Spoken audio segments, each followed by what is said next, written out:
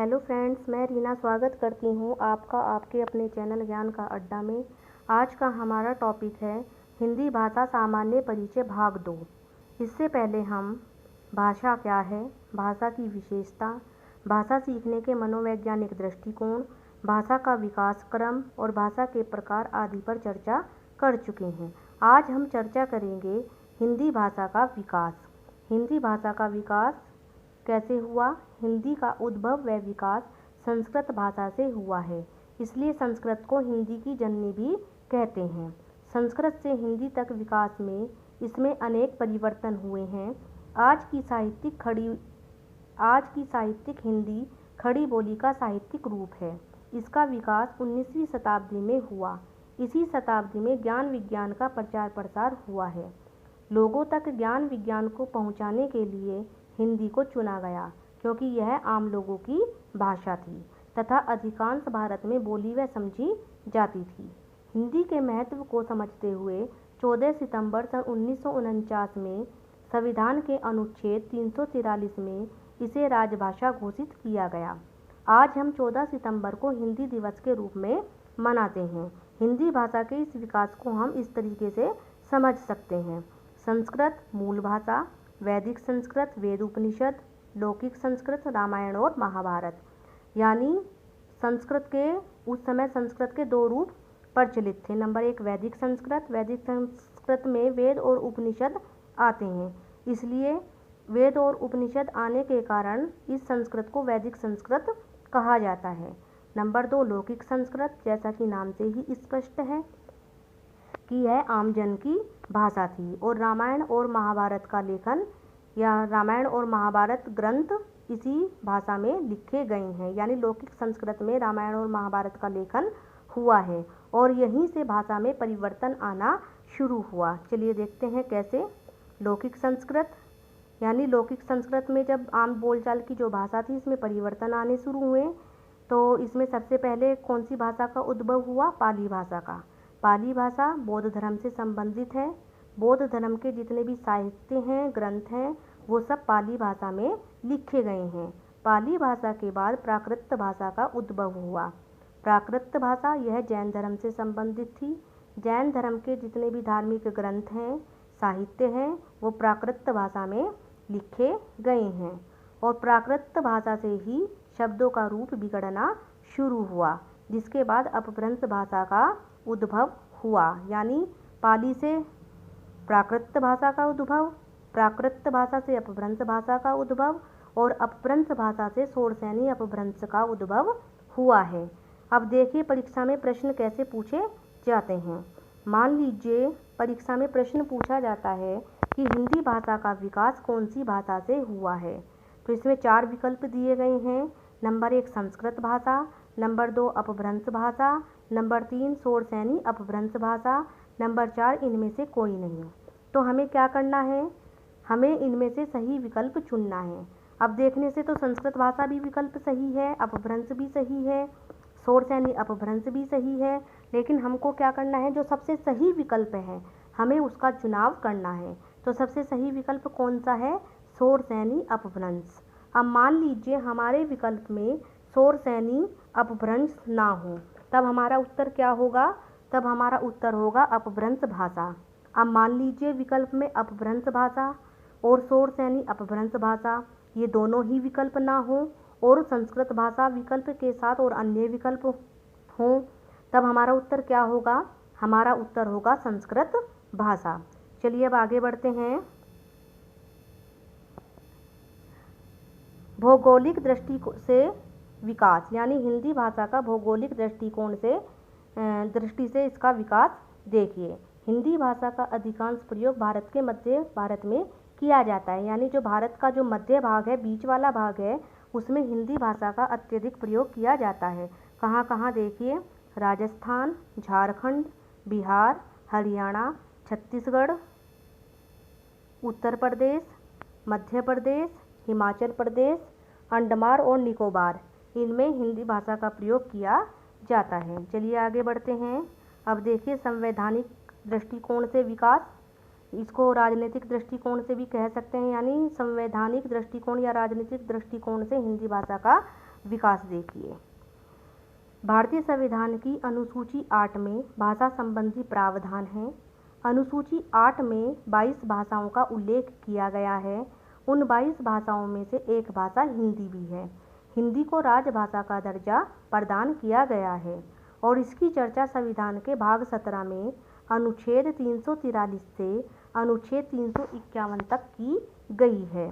यानी जो भारत का संविधान है, संविधान की अनुसूची 8 के भाग 17 में अनुच्छेद 343 से अनुच्छेद 351 तक हिंदी भाषा के बारे में इसमें चर्चा की गई है या हिंदी भाषा का उल्लेख इसमें किया गया है। अब देखते हैं भारतीय संविधान में 22 भाषाएं कौन कौन सी हैं।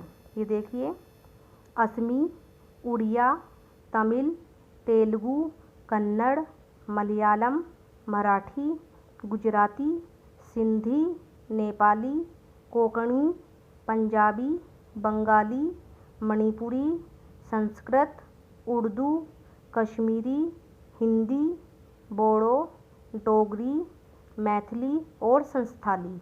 इन 22 भाषाओं का उल्लेख भारतीय संविधान में किया गया है। हिंदी का क्षेत्र निरंतर विस्तार पा रहा है।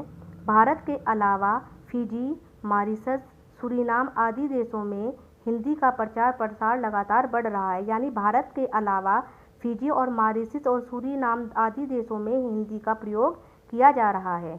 हिंदी बोलने वाले लोगों की संख्या को देखते हुए इसका विश्व में दूसरा स्थान है। कौन सा स्थान है? दूसरा स्थान है।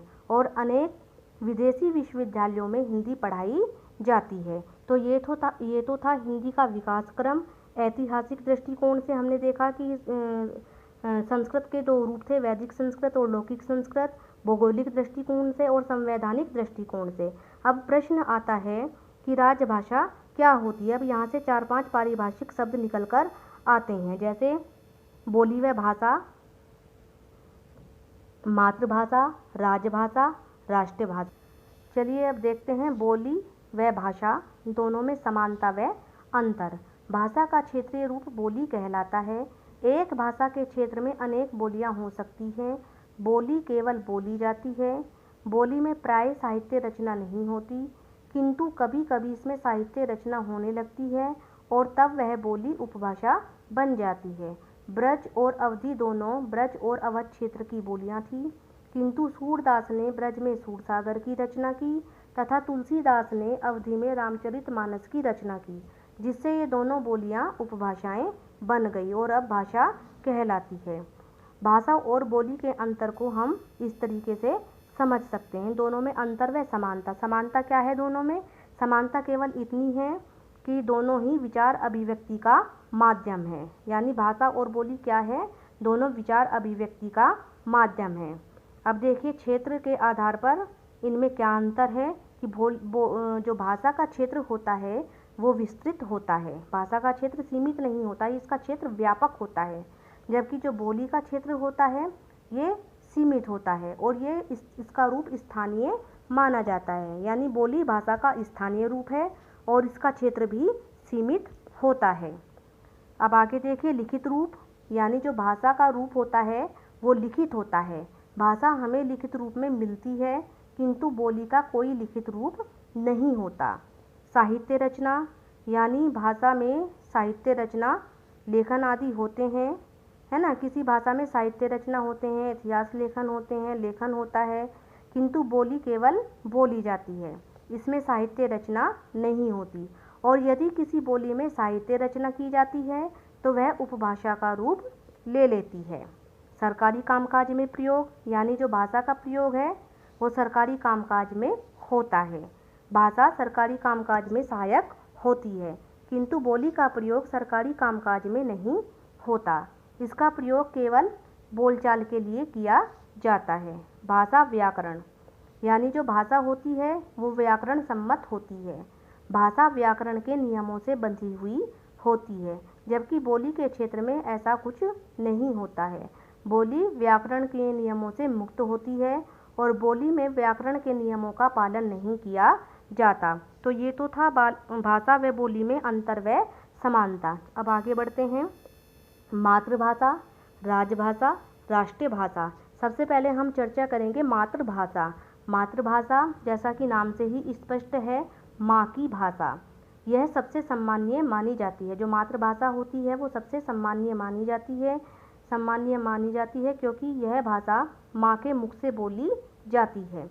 अर्थात बालक जब पैदा होता है तब वह अपनी माँ के मुख से इस भाषा को सीखता है तथा इसका विस्तार परिवार में होता है। यानी बालक जब अपने परिवार में जन्म लेता है तो अपने माँ के मुख से इस भाषा को सुनता है, सीखता है, समझता है और इस भाषा का विस्तार परिवार में होता है तथा विचार अभिव्यक्ति का यह सबसे सशक्त माध्यम होती है। यानी जो मातृभाषा है, इस भाषा में अपनी मातृभाषा में व्यक्ति अपनी बात को दूसरों को अच्छे से समझा सकता है। आगे बढ़ते हैं। राजभाषा जैसा कि नाम से ही स्पष्ट है, राज्य की भाषा यानी कोई राज्य का जो कार्य संचालन जिस भाषा में होता है उसे उस राज्य की राजभाषा कहते हैं। इसे प्रशासन की भाषा भी कहते हैं। संविधान के भाग 17 में 343 से 351 तक इसका वर्णन किया गया है।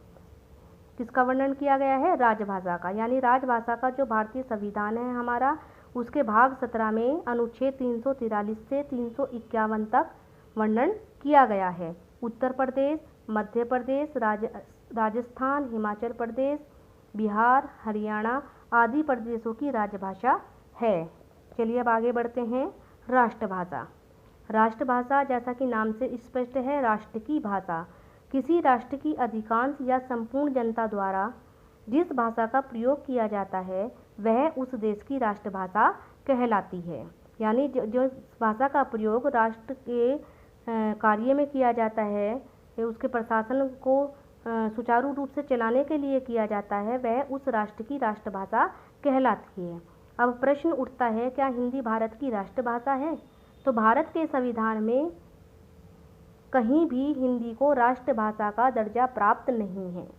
क्यों नहीं है? क्योंकि भारत एक धर्मनिरपेक्ष देश है और यहाँ सभी धर्मों के लोग रहते हैं। लेकिन केंद्र सरकार ने अपने कार्यों को सुचारू रूप से चलाने के लिए हिंदी व अंग्रेजी भाषा को आधिकारिक भाषा के रूप में जगह दी है। तो भारतीय संविधान में हिंदी हमारी राष्ट्रभाषा है, इसका कहीं भी उल्लेख नहीं है। अब मातृभाषा, राजभाषा, राष्ट्रभाषा के अलावा भाषा का एक रूप और भी आता है जिसको मानक भाषा कहते हैं। मानक भाषा क्या है? मानक भाषा किसी भाषा का वह परिष्कृत रूप है जो उच्चारण या लेखन में प्रयोग आदि की दृष्टि से अपने पूरे व्यवहार क्षेत्र में शुद्ध व आदर्श माना जाता है। वहाँ के सुशिक्षित लोग उसे शुद्ध मानकर उसी का अधिकाधिक प्रयोग करते हैं। शिक्षा, प्रशासन, साहित्य रचना आदि के लिए भाषा का यही मानक रूप प्रयोग में आता है। यानी मानक भाषा को विद्वानों की, सुशिक्षित लोगों की भाषा माना जाता है और यह भाषा का सबसे शुद्ध रूप होता है। इसको हम इस तरीके से भी समझ सकते हैं कि मानक भाषा किसी राष्ट्र, राज्य या समाज की वह प्रतिनिधि तथा आदर्श भाषा होती है जिसका प्रयोग वहाँ के सुशिक्षित समुदाय द्वारा अपने साहित्यिक, व्यापारिक, वैज्ञानिक, सामाजिक तथा सांस्कृतिक आदि सभी औपचारिक कार्यों में समान रूप से किया जाता है। यही मानक भाषा रूप में अंतर्राष्ट्रीय संदर्भों में व्यवहार में लाया जाता है। तो फ्रेंड्स, आज के लिए इतना ही। अगर आपने अभी तक हमारे चैनल को सब्सक्राइब नहीं किया है तो प्लीज़ चैनल को सब्सक्राइब कर दीजिए, वीडियो को लाइक व शेयर कर दीजिए। तो मिलते हैं अगली वीडियो में हिंदी भाषा सामान्य परिचय भाग 3 बहुविकल्पीय प्रश्नों के साथ।